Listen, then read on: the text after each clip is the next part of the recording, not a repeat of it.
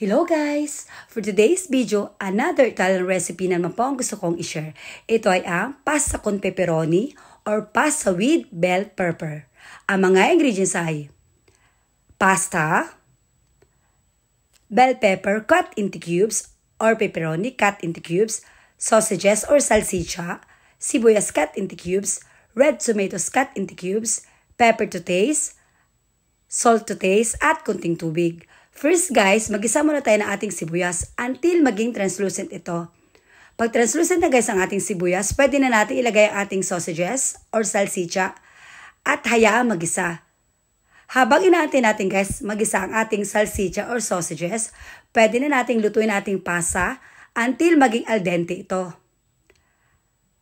At pag nagisa na guys ang ating sausages, pwede natin ilagay ating red tomatoes, halo-haloin lang at igisa for at least 5 minutes.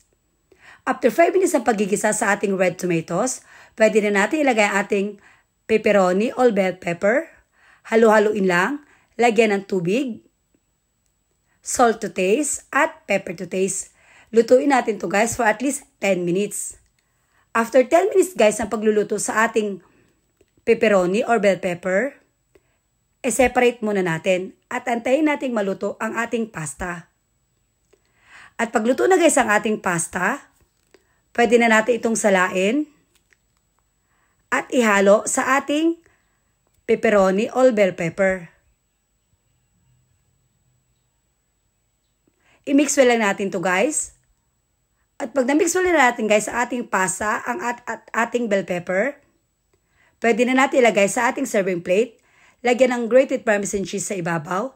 Then wala, ready na ang ating pasta con pepperoni or pasta with bell pepper. Madali lang, di ba guys? Try nyo na at matikman yung celebration. Thanks for watching. God bless. Bye!